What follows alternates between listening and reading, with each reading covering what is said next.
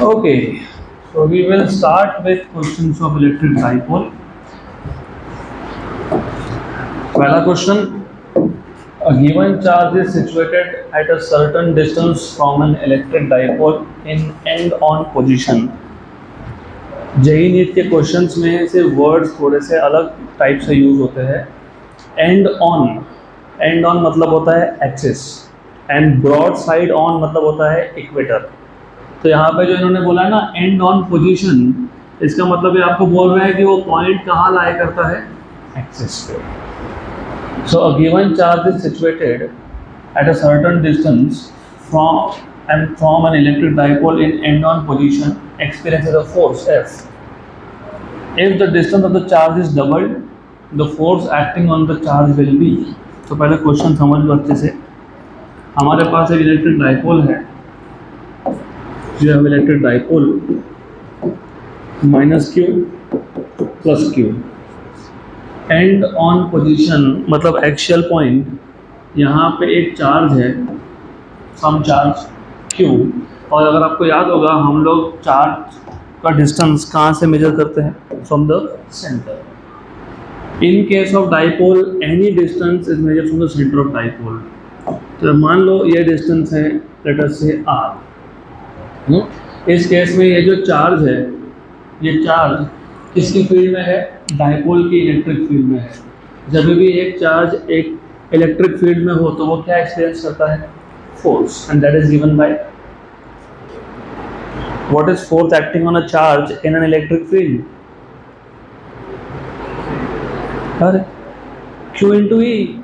So whenever you have a charge which is placed in any electric field, it experiences a force which is Q into E. तो हमारे पास जो ये charge है, this charge will experience a force F equal to Q into E, where E is electric field due to dipole at distance r. अब इन्होंने ऐसा बोला है कि अगर हम लोग डिस्टेंस को डबल कर दें, तो if I take another point which is at double distance, मान लो यहाँ पे एक पॉइंट है, इसका डिस्टेंस है 2r. तो if we increase the distance, make it twice 2r, इसको मैं r डैश नाम बोल देता हूँ. तो what is the force f dash, ऐसा क्वेश्चन है. करेक्ट. तो बताओ कैसे सॉल्व करोगे, सिंपल क्वेश्चन है ये. Force is Q into E, very good.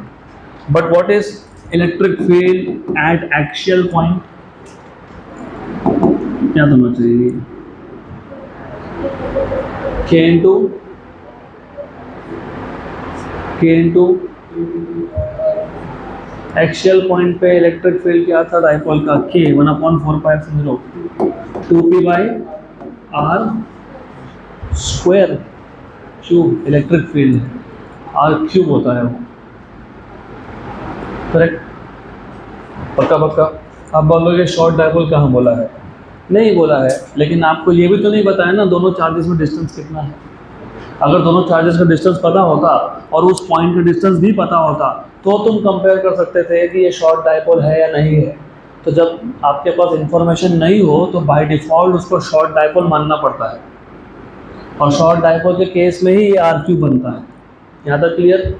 तो रिमेंबर, अगर आपके पास दोनों चार्जेस का डिस्टेंस नहीं दिया, आपको ये भी नहीं बताया कि जिस पॉइंट पे इलेक्ट्रिक फील्ड फाइंड कर रहे हो उसका डिस्टेंस कितना है, ऐसे केसेस में by default you have to take it short dipole. तो यहाँ से आपको समझ में आ गया कि force is proportional to electric field, क्योंकि चार्ज तो कांस्टेंट है, पहले चार्ज r डिस्टेंस पे था, अब 2r पे है.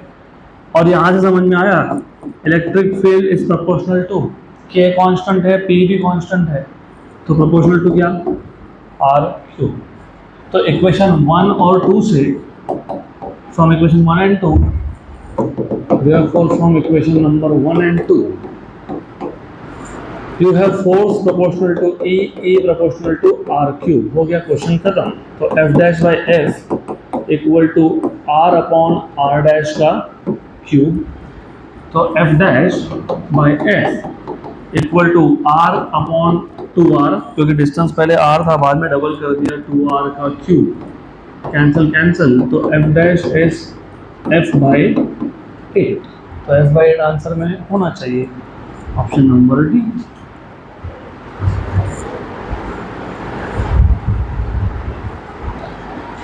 नेक्स्ट क्वेश्चन,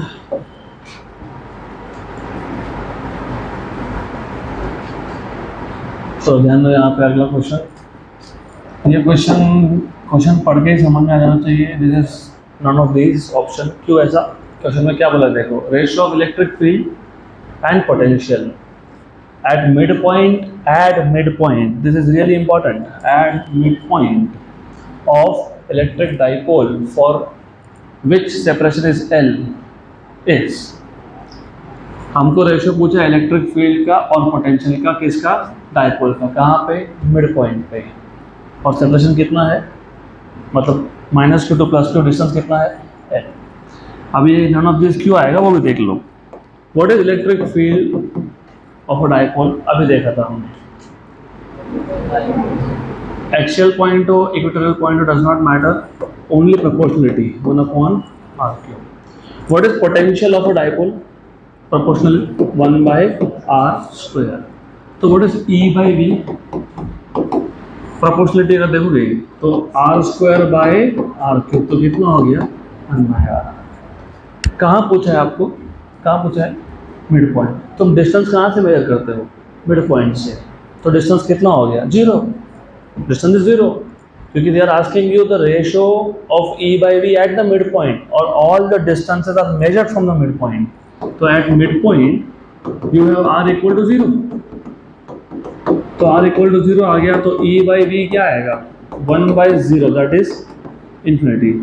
तो ऑप्शन में नहीं है, तो option number D, none of this. Simple.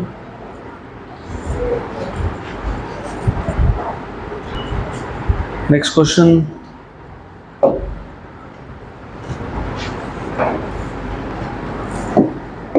Question number 3। The electric field due to an electric dipole at a distance r from its center in axial position is E. तो electric field due to electric dipole at a distance r from its center in axial position is E. If the dipole is rotated through an angle of 90 degree about its perpendicular axis, very good, the electric field at the same point will be. यही question CET में होता तो अलग तरीके से पूछते, but for JEE and NEET घुमा फिरा के क्वेश्चन पूछा है। That is the only difference between these two types of exams. ऐसा है, पहले क्वेश्चन में क्या बोला है, पहले पार्ट में क्या बोला है, हमारे पास एक डाइपोल है, तो चलो मान लेते हैं कि ये डाइपोल है, यहाँ पे -q, यहाँ पे +q, और electric field at a distance r, and as you know distance we measure only from the centre. तो ये जो डिस्टेंस है r, एक्सियल पोजीशन में यहाँ पे एक पॉइंट है P, इस P पे इलेक्ट्रिक फील्ड कितना है? E। What is the formula for electric field at the axis? अभी देखा था, K 2P/r, करेक्ट। अब अगर मैंने इस डाइपोल को रोटेट कर दिया about an axis perpendicular to the dipole, थोड़ा इमेजिनेशन बढ़ाना पड़ेगा, तो ध्यान दो यहाँ पे।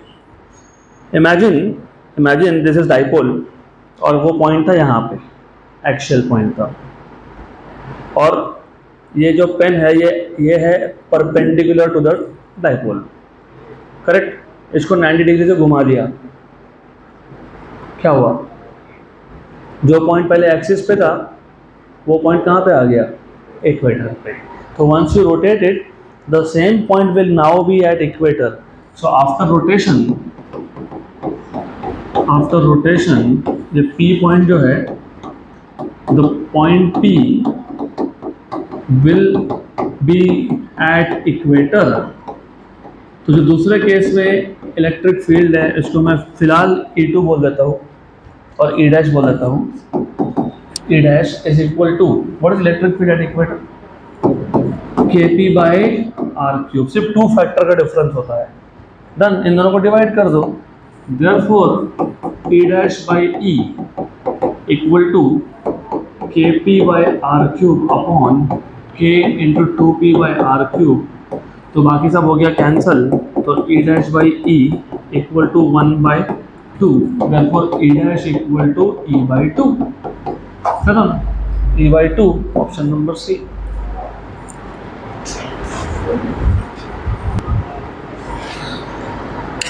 नेक्स्ट क्वेश्चन, अगला क्वेश्चन। तो रिमेंबर यही question, as I told you, यही क्वेश्चन सीईटी में आता है। ऐसा पूछते हैं, what is the ratio of electric field of a dipole to dipole at axial point two that of equatorial point. ये भी सेम क्वेश्चन है, this is also the same question. How do we know? Look at the options और look क्या पूछा है, क्या पूछा है? Ratio, correct. तो सेम ही क्वेश्चन आएगा। An electric dipole coincides on Z axis, मतलब डाइपोल मोमेंट का डायरेक्शन अलोंग जेड एक्सिस है, and its mid point is on the origin of the coordinate system. The electric field eight an axial point at a distance z from origin is Ez, and electric field at equatorial point at a distance y from origin is Ey. Here z is equal to y, both greater than a, very greater than a। और ये जो a होता है, ये होता है distance between the two charges of dipole, मतलब length of dipole. So Ez by Ey is equal to, वही क्वेश्चन है, आंसर इज 2। क्यों? देखो ऐसा है, ये था आपका डाइपोल। इस केस में उन्होंने क्लियरली बोला कि जो डाइपोल है it is along Z axis. तो ये माइनस क्यू, ये plus Q, what is direction of dipole moment? Negative to positive, right. तो ऐसा है ये orientation, this is what you have. Good. यहाँ पे कहीं पे वो पॉइंट होगा जिसका डिस्टेंस z बोला है, z डिस्टेंस है, और यहाँ पे इलेक्ट्रिक फील्ड है Ez। इस केस में दिस इज द एक्सिस, तो इस केस में जो z है वो एक्सिस ऑफ डाइपोल है बिकॉज ऑफ द ओरिएंटेशन। पिछले केस में जो x एक्सिस था वो एक्सिस ऑफ डाइपोल था और z एक्सिस था वो इक्वेटर था। यहाँ पे ओरिएंटेशन की वजह से z axis is the axis और x एक्सिस इज इक्वेटर। तो ये आ जाएगा आपका एक्सियल, मतलब ई एक्सिस। ये होता है k into 2p by distance cube, distance is z। और z क्यूब डायरेक्ट क्यों लिखा? क्योंकि क्वेश्चन में बोल दिया z and y both are equal and both are very greater than a, very greater than मतलब शॉर्ट डाइपोल बन जाता है ये। तो ये आपको हिंट था कि इसको शॉर्ट डाइपोल मान लो, तो ये शॉर्ट डाइपोल है। अब दूसरा एक्सिस है y एक्सिस, वहाँ पे y डिस्टेंस पे इलेक्ट्रिक फील्ड है Ey। चलो इसको y एक्सिस मान लेते हैं, दिस इज y एक्सिस। यहाँ पे y डिस्टेंस पे you have electric field as Ey। In this case this becomes equator, this is axis of course. तो यहाँ पे जो Ey है, Ey this is equator and you know equatorial field क्या होता है? Of course you know, it is Kp by y cube.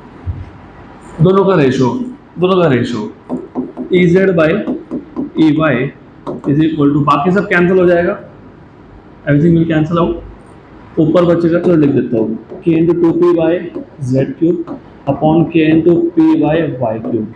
अब यहाँ पे क्योंकि z और y की वैल्यू भी सेम बोली है तो basically z cube and y cube will also get cancelled out. तो रेशियो कितना आएगा? 2। ऑप्शन डी खत्म।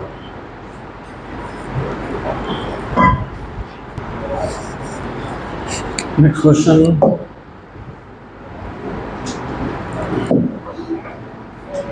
अगला क्वेश्चन, नेक्स्ट क्वेश्चन, सबका ध्यान यहाँ पे।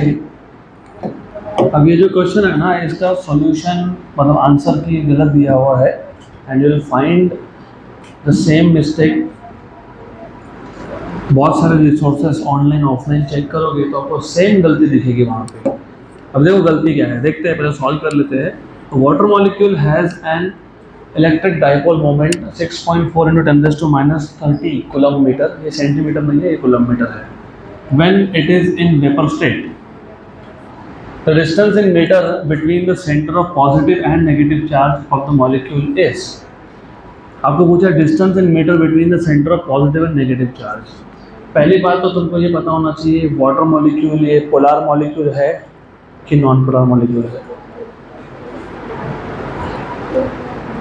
पोलर मॉलिक्यूल है, क्योंकि ये लीनियर नहीं है। Any non linear molecule which is basically triatomic या फिर उससे ज़्यादा, क्योंकि डायटोमिक तो लीनियर होगा ही, ट्राइएटॉमिक लीनियर भी हो सकता है, नॉन लीनियर भी हो सकता है।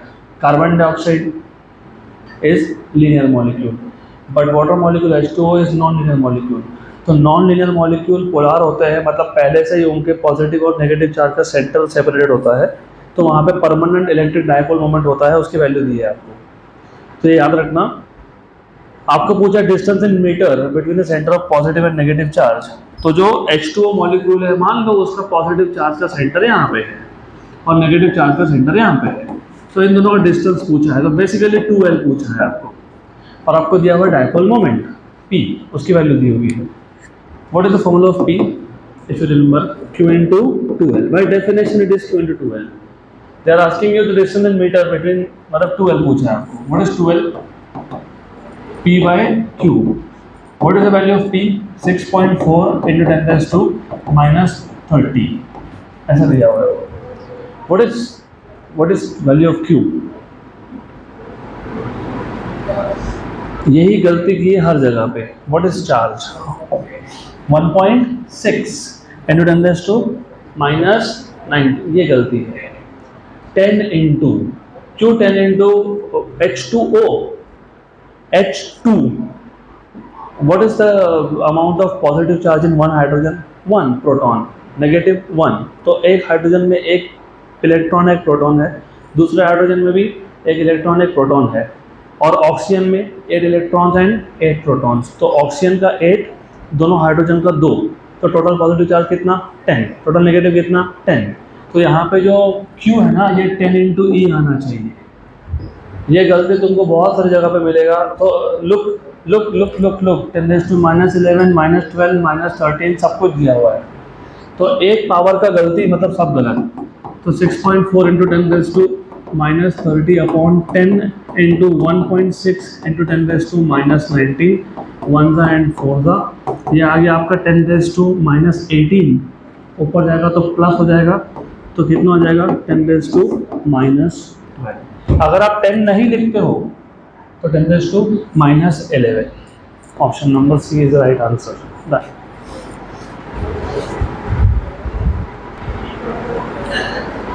तो पोलर और नॉन पोलर मॉलिक्यूल्स क्या होते हैं, फिर तो ये याद होना चाहिए, तब जाके समझेगा कि क्वेश्चन में बोला क्या है। Next question, end of course you should know which molecules are polar and which are not polar। HCl polar है वो, H2O polar है, कार्बन डाइऑक्साइड नॉन पोलर है, लीनियर मॉलिक्यूल है वो। H2, any diatomic with same atoms H2N2O2, ये सारे non polar होते हैं, क्योंकि उनके पॉजिटिव चार्ज और नेगेटिव चार्ज का सेंटर सेम होता है, तो याद होना चाहिए। अगला question, the distance between H plus and Cl minus. अभी HCl बोला और आ गया क्वेश्चन में, good. The distance between H plus and Cl minus ions in HCl molecule is 1.28 angstrom. What will be the potential due to this dipole at a distance of 12 angstrom on the axis of dipole. क्या पूछा है? Potential. क्या पूछा है? Potential पूछा है, electric field नहीं पूछा है, क्योंकि इलेक्ट्रिक फील्ड अगर दिमाग में रहेगा तो फिर शॉर्ट डाइपोल है कि नहीं है ये कंफ्यूजन रहेगा। तो पोटेंशियल का फॉर्मूला है, पोटेंशियल के फॉर्मूला के लिए हमने एक जनरल फॉर्मूला डिराइव करके रखा था। तो यहाँ पे एक पॉजिटिव चार्ज है, यहाँ पे एक नेगेटिव चार्ज है, this is H plus, this is Cl minus. तो ये हो गया positive charge, equal negative charge यहाँ पे है, इन दोनों का डिस्टेंस मतलब 2L, ये आपको दिया हुआ है, कितना दिया हुआ है? 1.28, और एक पॉइंट है ऑन द एक्सिस मतलब यहाँ पे, और इसका डिस्टेंस सेंटर से इसको बोल देता हूँ R, और इस P पॉइंट पे आपको फाइंड करना है पोटेंशियल। तो do you remember what was the equation of potential in general equation बताओ, एक्सिस पे नहीं भी पता होगा doesn't matter. K P cos theta by R square. Very good, सही है। एक्सिस पे थीटा कितना होता है? 0, इक्वेटर पे 90, तो थीटा इज 0, एक्सिस है इसके लिए, therefore cos theta is 1, therefore V equal to K P। और व्हाट इज P? क्या पूछा क्या है? ध्यान दो क्या पूछा आपसे? पोटेंशियल ही पूछा है, तो ठीक है, पोटेंशियल पूछा है तो doesn't matter really, it is Q into 2L। Upon R square. K की वैल्यू पता है, यस। आर की वैल्यू दी है, यस, 12 एंगस्ट्रॉम। 12 पता है, यस। तो क्या नहीं पता, चार्ज। चार्ज भी पता है। HCl में H प्लस और Cl माइनस आयन कैसे बनते हैं? यानी कैसे बनते हैं मतलब क्यों बनते हैं? What is transferred from one two? Electrons की इलेक्ट्रॉन, एक इलेक्ट्रॉन ट्रांसफर होता है कि एक से ज्यादा होता है? हाँ, तो what is the charge? 1e। 1e is the charge. 1e charge आएगा क्योंकि H प्लस लिखा है ना, और H प्लस प्लस तो हो ही नहीं सकता, कैसे होगा? हाइड्रोजन के पास था ही एक इलेक्ट्रॉन। तो डबल ही आयनाइज तो हो ही नहीं सकता, तो एक ही इलेक्ट्रॉन ट्रांसफर हुआ। तो ये Q की जगह पे लिखोगे E इंटू 12 और नीचे आएगा आर स्क्वायर। K की वैल्यू होती है 9 इंटू 10⁹, E होता है 1.6 इंटू 10⁻19। 1.28 एंगस्ट्रॉम था तो 10⁻10 हो गया। नीचे था डिस्टेंस, वो कितना था? 12 का स्क्वायर हो गया 144 इंटू 10⁻10 का स्क्वायर -20। एक काम और करेंगे, ये 1.6 का पॉइंट हटा दूंगा, इसको 10⁻20 लिख दूंगा। That is good for us. Cancel cancel cancel cancel हो गया। उसके बाद 1 जा 9 जा, उसके बाद 9 और 9 कैंसिल, तो क्या आ गया? 1.28। कुछ बाकी रह गया तो देखते हैं, अदरवाइज तो ठीक है, देखते हैं। 10⁻, हाँ वो तो है ना, 10⁻9 तो है, और 10⁻−10 तो 10⁻−1। 1.28 इंटू 10⁻−1 मतलब 0.128, मतलब अप्रोक्सीमेटली 0.13 ऑप्शन। अगला question,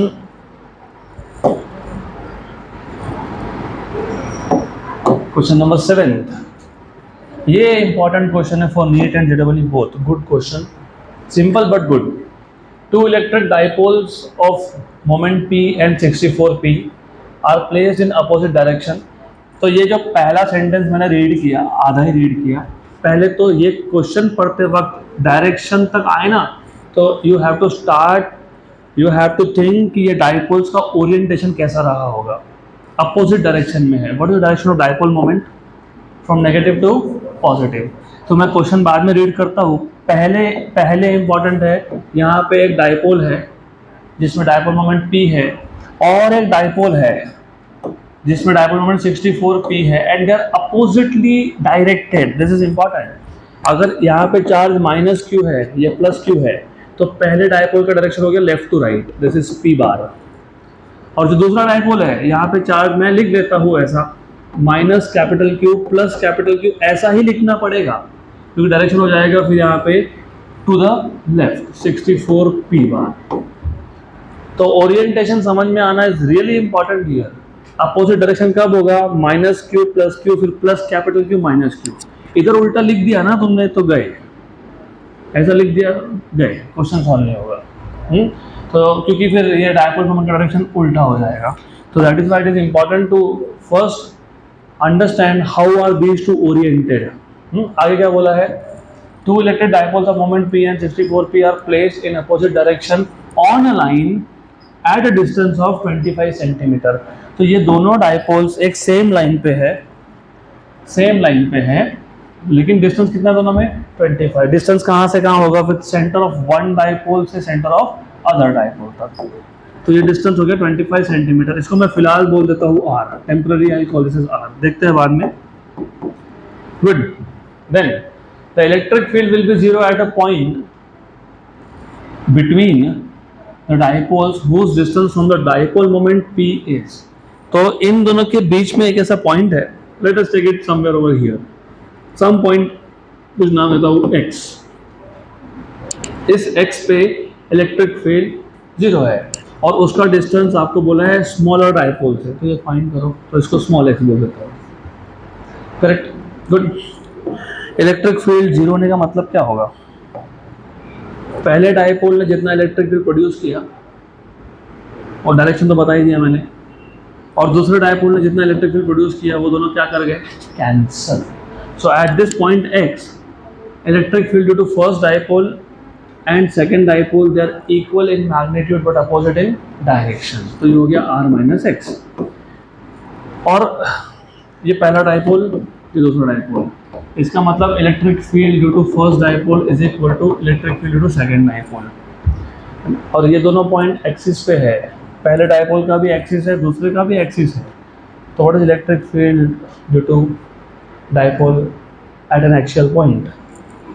k 2p upon distance का square. What is distance here? x square. गलत बता दिया, x क्यूब होता है. डायपोल है, डायपोल है, is equal to k 2p. ये भी गलत है, 64p. क्यों 64p? क्योंकि दूसरा का डायपोल नंबर कितना था? 64p upon r minus x का क्यूब. तो this is how it should be. तो यहाँ पे जो जो कैंसिल होता है पहले कैंसिल कर दो. गया गया गया गया गया गया. 64 का क्यूब रूट होता है 4. तो taking cube root 1/x equal to 4 upon r minus x. तो r minus x equal to 4x. तो 5x इक्वल टू r. तो x equal to r by 5. r by 5, r की वैल्यू कितनी है? 25. 25/5 मतलब 5.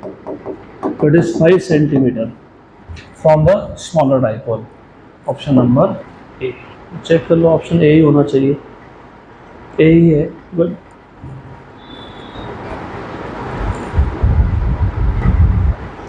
तो as a rule remember, make it a rule, जब तुम्हारे पास डायपोल के चार्जेस के डिस्टेंस का इंफॉर्मेशन है ही नहीं, यू डोंट नो ये जो डायपोल था इसमें -2 +2 का डिस्टेंस कितना है पता नहीं, तो ऐसे केसेस में शॉर्ट डायपोल ही मानना पड़ता है, क्योंकि क्वेश्चन सॉल्व ही नहीं होगा. क्यों नहीं सॉल्व होगा? What is the electric field का general formula for a dipole? नीचे r² - l² raise to something आता है, रेज़ टू 3/2. अगर तुमको दो चार्जेस का डिस्टेंस 2l पता ही नहीं है तो l कहाँ से मिलेगा? तो ऐसे केसेस में you have to use always for short dipole. So we'll move to the next question now, next topic now, electric flux and Gauss law. Normally पहला क्वेश्चन मैं छोड़ देता हूँ, I just give it as an assignment, but आज कराना पड़ेगा क्योंकि confusion रहता है. How many of you remember what is electric flux? Number of electric field lines passing through a given area perpendicular to it is called as electric flux. Similarly आगे जाके आप magnetic flux भी सीखोगे. Definition almost same है, सिर्फ वहाँ पे बोलोगे the number of magnetic field lines passing through a given area normal to it is called as magnetic flux. Magnetic flux का जो ऐसा यूनिट है वो होता है वेबर. इलेक्ट्रिक फ्लक्स का नहीं होता है, मैग्नेटिक फ्लक्स का वेबर होता है. राइट. तो एक कन्फ्यूजन हमेशा रहता है कि वेबर फ्लक्स है, वो फ्लक्स मैग्नेटिक फ्लक्स का यूनिट है. वो इलेक्ट्रिक फ्लक्स हम फाइंड कर लेंगे. अब कैसे फाइंड करेंगे? Flux. Do you remember what is the mathematical formula of electric flux? AdS. मतलब flux is electric field into area, sufficient enough. Correct? What is electric field? Volt upon length. Potential difference per unit length into area. Potential is volt, of course. Distance is meter. This is meter square. तो क्या आ गया? Voltmeter. तो voltmeter. Voltmeter. Option C.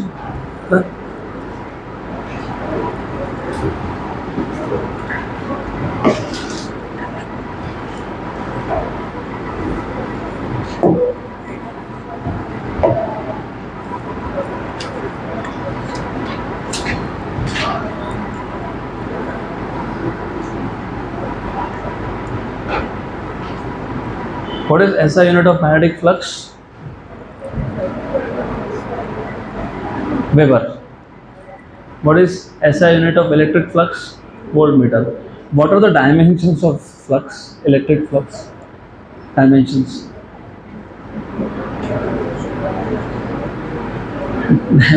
Dimensions. नहीं, चलो यहाँ ध्यान दो. Look, electric field into area, what is force on a charge, force on a charge in an electric field QE, तो what is E, F by Q। अगर dimension निकालने हैं तो फ्लक्स के डायमेंशन फाइंड करने हैं तो फोर्स के डायमेंशंस, एरिया के डायमेंशंस, चार्ज के डायमेंशंस। फोर्स होता है m1 L1 T-2, एरिया होता है L2, charge is not a fundamental quantity but current is charge upon time, तो charge is current into time. Current को मैं लिख देता हूँ A, टाइम को लिखता हूँ दिस, हो गया। तो जो कैंसिल होता है कर लो, m1 L3 T-3 और A-1, these are the dimensions of flux, electric flux।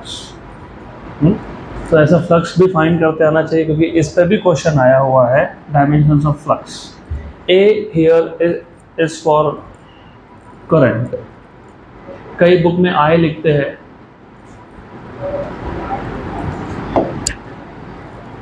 चलो अगला क्वेश्चन,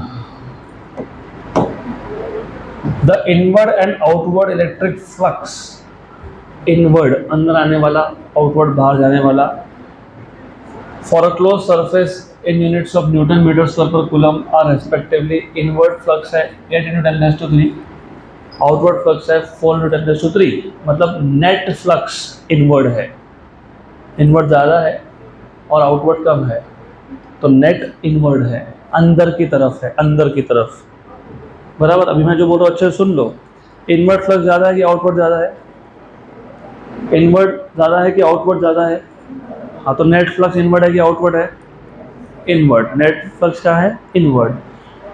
इनसाइड मतलब टूवर्ड्स, नेगेटिव चार्ज का फील्ड होता है कि पॉजिटिव का होता है, नेगेटिव, तो चार्ज पूछा होगा तो नेगेटिव आएगा, चार्ज पूछा है कि आपको टोटल चार्ज, तो नेगेटिव आएगा, मतलब इसमें जो पॉजिटिव वाला आंसर है वो आ नहीं सकता, ऑप्शन नंबर ए गया है।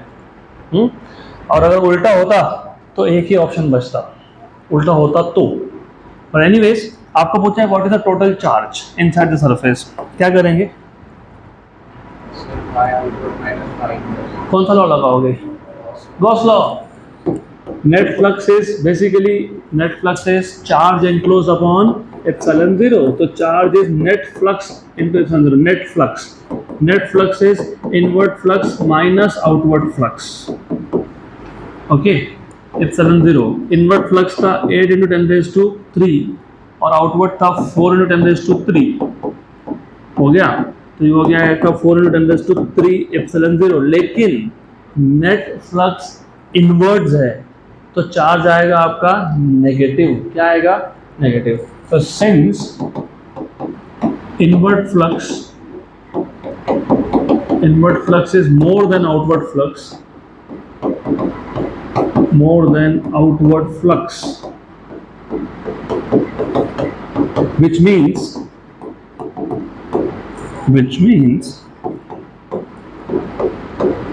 net charge is negative, मतलब electric field is towards, तो net charge is negative, therefore charge आएगा आपका -4 × 10⁻3 epsilon 0, minus epsilon 0, option number D.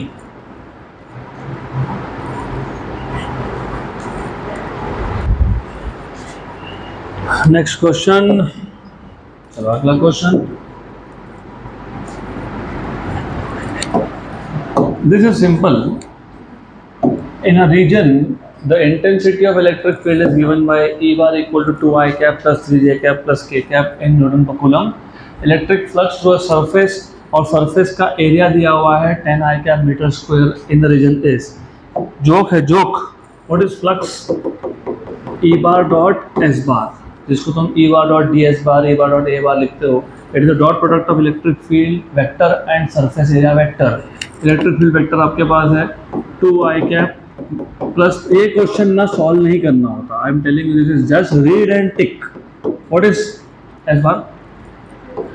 अच्छा अभी अगर आप लोगों को मैथ पहले बोल दिया मैंने, मैथ्स तो स्ट्रॉन्ग चाहिए, you know I cap dot I cap is 1, I cap dot J cap और I cap dot K cap is 0, तो जब तुम डॉट प्रोडक्ट लेने भी जाओगे ना, सिर्फ पहला टर्म सर्वाइव करेगा, बाकी खत्म हो जाएगा, क्योंकि 2I cap dot 10I cap, तो ये हो जाएगा 20I cap dot I cap, that is 20I square, I square की वैल्यू होती है 1, बाकी 0 हो जाएगा, क्योंकि 3J cap dot 10 i cap, J cap और आई कैप दीज आर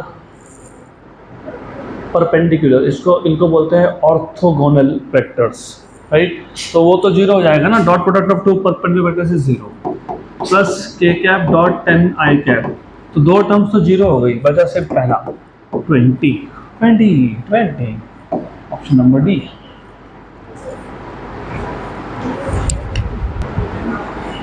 ओके, तो I give you a trick of course for this, ऐसे क्वेश्चन को सॉल्व करने में टाइम पास नहीं करना।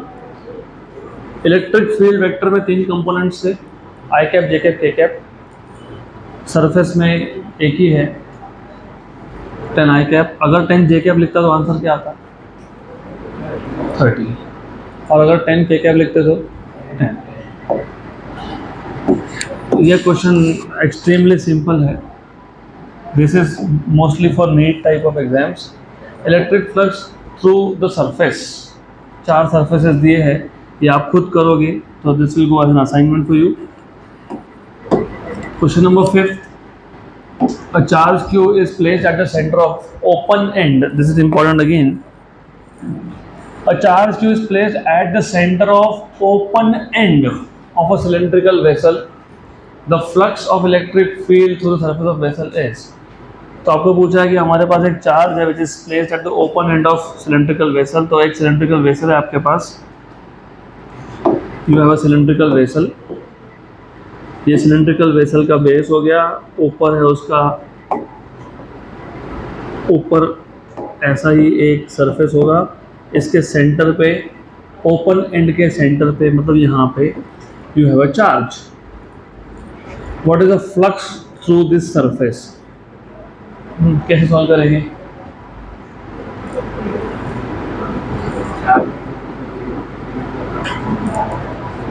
कौन सा लॉ लगाओगे? You don't have to tell me, बाकी के बताओ। Gauss law, what is Gauss law?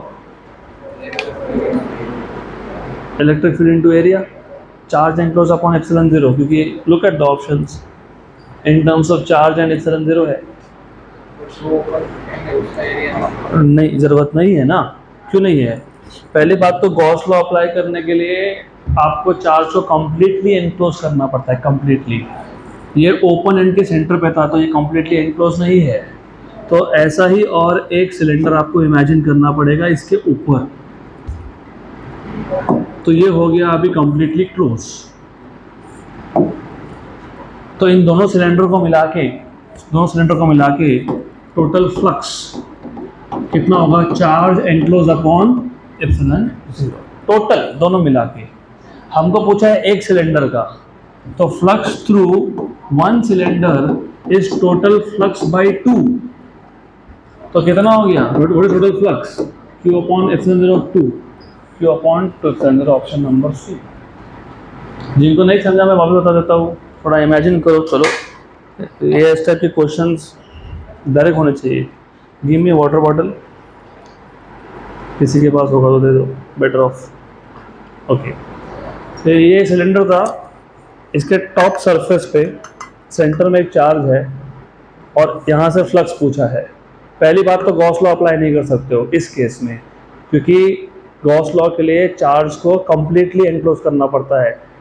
ऊपर से चार्ज ओपन था, तो हमने क्या किया, हमने ऐसा ही और एक सिलेंडर इमेजिन कर लिया। अभी हो गया close, yes. Total flux charge enclose upon epsilon zero, Q by epsilon zero. तो दोनों सिलेंडर का मिला के कितना फ्लक्स है? Q by epsilon zero. तो एक के लिए कितना होगा? Q बाय 2 एप्सिलॉन जीरो, आधा, डन। तो why are you solving such questions? So let us move ahead to the next question. ये क्वेश्चन मैं असाइनमेंट देने वाला हूँ, दिस इज प्योरली थ्योरी, तो you should do it by yourself, तो try it out. अगला question, ये भी जोक है, तो बताओ joke. Which of the following will represent Coulomb's law? Option है, गॉस लॉ यूज करके तुम जब इलेक्ट्रिक फील्ड फाइंड करोगे और वो इलेक्ट्रिक फील्ड को चार्ज से मल्टीप्लाई करोगे तो फोर्स मिलेगा। गॉस लॉ से क्या मिलेगा? Electric field. इलेक्ट्रिक फील्ड में चार्ज है तो फोर्स कितना होता है? Q इंटू ई। इसका मतलब गॉस लॉ से इलेक्ट्रिक फील्ड मिला, इलेक्ट्रिक फील्ड से फोर्स मिला। फोर्स किसने बताया था? हाँ, तो एक ही बात है। This is again Gauss law. Simple question है बहुत। क्वेश्चन नंबर 8, थोड़ा अच्छे से ध्यान देना। Q1, Q2, Q3 and Q4 are 4 point charges. Q1, Q2, Q3 and Q4 are 4 point charges located at points as shown in figure. S is a spherical Gaussian surface of radius capital R. Which of the following is true according to Gauss law? What is Gauss law? फिर वही total flux equal to charge enclosed upon epsilon 0. Surface के अंदर कितने charge है? कितने हैं? 3 है। सही है। तो टोटल फ्लक्स आएगा flux due to first plus flux due to second plus flux due to third. How much is charge enclosed? It is Q1 plus Q2 plus Q3 upon epsilon 0। ऐसा आएगा वो। What is the formula for flux? Flux ऐसे निकलते हो, integration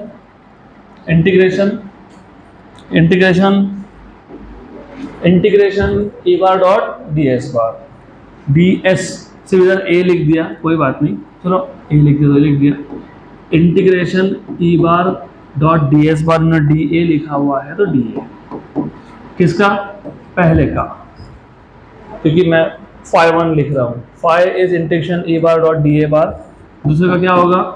integration E2 bar dot dA bar plus तीसरे का क्या होगा? Integration E3 bar dot dA bar equal to Q1 plus Q2 plus Q3 upon epsilon 0। Left hand side में से सब में dA बार कॉमन है तो कॉमन निकाल लो। तो you have integration E1 plus integration E2 plus integration E3 dot dA bar equal to Q1 plus Q2 plus Q3 upon epsilon 0। कहाँ दिखता है ऐसा ऑप्शन? ऑप्शन नंबर सी नहीं, बराबर चेक, ऑप्शन चेक करो क्या दिया हुआ है। लुक एट द आंसर की। बी बोला है, सी बोला है।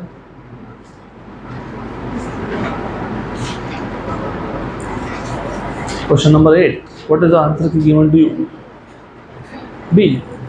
तो be done.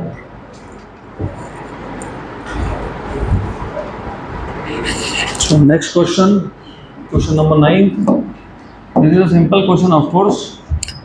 Electric field intensity due to infinite cylinder of radius capital R and having a charge Q per unit length at a distance small r, where R is greater than capital R from its axis is. So solve क्या करना है? What was second application of Gauss law that you have seen? Electric field due to infinitely long wire. याद है क्या? उस wire के outside, क्योंकि ये जो डिस्टेंस है स्मॉल r एक कैपिटल R से बड़ा है, मतलब वायर के रेडियस से बाहर। What was the electric field at a point outside the wire? 1/4 pi epsilon 0 2 lambda by r। सिर्फ लैम्बडा को क्यों बोला है? What is the relation electric field और r का? इनवर्स। और क्यों सॉल्व करना है फिर? हो गया। So we'll start with questions of capacitance. Capacitance के क्वेश्चन सिंपल है। ग्रुपिंग ऑफ कैपेसिटेंस जो अगला आएगा उसमें थोड़ा सा लेवल अच्छा रहेगा। This is simple. देखते हैं सिंपल क्वेश्चन सॉल्व कर पाते हो कि नहीं। The potential to which a conductor is raised, potential to which a conductor is raised depends on amount of charge, geometry and size of the conductor, both A and B and none of this. both A and B simple है। Potential देखो, जितना ज़्यादा charge होगा उतना ज़्यादा potential होगा, और ज़्यादा चार्ज डिपॉजिट करने के लिए कंडक्टर का साइज भी ज़्यादा चाहिए। इसका मतलब पोटेंशियल डिपेंड करता है दोनों पे। मेरे पास एक बहुत बड़ा कंडक्टर है लेकिन चार्ज कम है तो पोटेंशियल भी कम है, राइट? तो चार्ज बढ़ाना पड़ेगा, पोटेंशियल बढ़ाना है, और चार्ज बढ़ाने के लिए एरिया भी बढ़ाना पड़ेगा, तो दोनों पे डिपेंड करता है। मतलब ऑप्शन नंबर सी आएगा वो, both A and B. Done. Next question, question number 2। और 500 माइक्रोफैरड कैपेसिटर, हमारे पास एक 500 माइक्रोफैरड का कैपेसिटर है, is charge at a steady rate. जब भी ये रेट वर्ड सुना ना तो डिनोमिनेटर में टाइम आएगा, करेक्ट। तो 500 माइक्रोफैरड कैपेसिटर, इसको चार्ज किया at a steady rate of 10 microcoulomb पर सेकेंड, मतलब हर एक सेकेंड में हम लोग सिर्फ 100 माइक्रोकूलम का चार्ज डिपॉजिट करते जा रहे हैं। The potential difference across the capacitor will be 10 volt. तो पोटेंशियल डिफरेंस 10 वोल्ट का कितने टाइम के बाद होगा? After an interval of the potential difference across the capacitor, मतलब across the plates of capacitor will be 10 volt after an interval of. So how do you solve this question?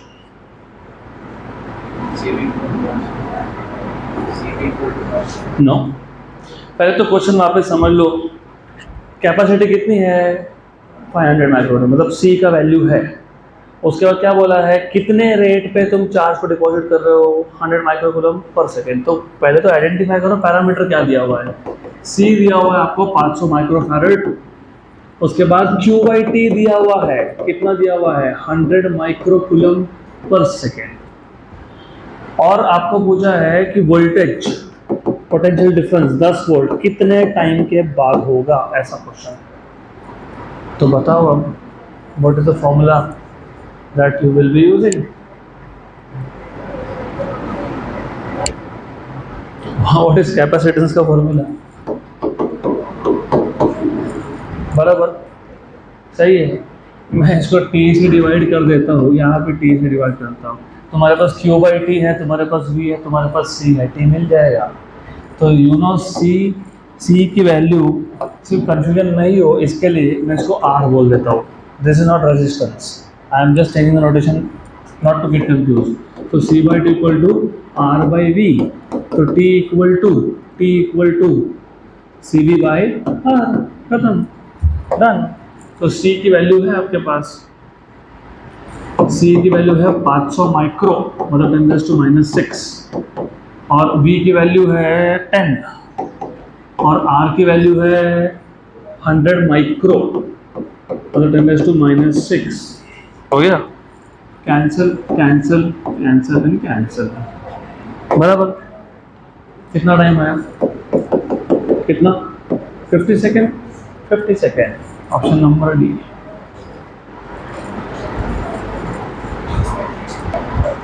अगला question, question number 3, question number 4, question number 5 and question number 6। This will be homework for you, assignment, और simple question है। We'll go ahead with question number 7. This is also simple, but this is a different type of question. An air-filled. इससे पहले कि मैं आगे जाऊँ, मुझे बता दो what is the formula of capacitance of a air-filled capacitor?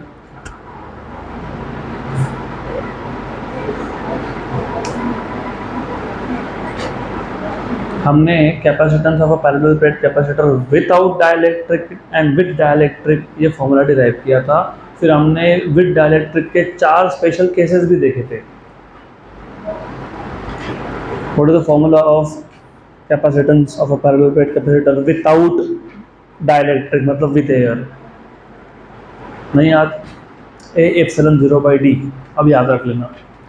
N air filled parallel plate capacitor has capacity C, मतलब C का फॉर्मूला है A/0/D, where A is area of plate, D is the distance between the two plates. If distance between the plates is doubled, मतलब D को तुम अभी 2D करने वाले हो, and is immersed in a liquid, तो पहले एयर था, अब लिक्विड आ जाएगा दोनों प्लेट्स के बीच में, then capacity becomes twice, तो कैपेसिटी डबल हो जाएगा। Okay, dielectric constant of the liquid is, तो लिक्विड का डाइलेक्ट्रिक कांस्टेंट का वैल्यू कितना है, ऐसा पूछा है। तो first of all what you should know is with air C equal to A/0/D, ऐसा आएगा। विद लिक्विड अगर आपको याद होगा, इन केस ऑफ लिक्विड ये हो जाता है K A/0/D। सिर्फ डिफरेंस यहाँ पे ये है कि प्लेट का एरिया हमने चेंज कर दिया, तो D डैश, प्लेट का distance, sorry not area, area is same, हमने डिस्टेंस डबल कर दिया ना, दो प्लेट्स थे कैपेसिटर में, पहले दोनों में एयर था, फिर इसको लिक्विड में डाला और distance between the plates double कर लिया। एरिया चेंज किया क्या हमने? नहीं। तो A will remain same, only distance will be double. तो कॉन्स्टेंट्स क्या क्या है देख लो। यू विल हैव कॉन्स्टेंट, मतलब ठीक है रेशो ले लो, डायरेक्ट चलता है, वो भी चलता है। Take the ratio C dash by C, C dash by C is K A epsilon 0 by D dash upon A epsilon 0 by D। तो A epsilon 0 तो कैंसिल हो जाएगा आपका, तो you have C dash by C equal to K into D। Good, right. तो अब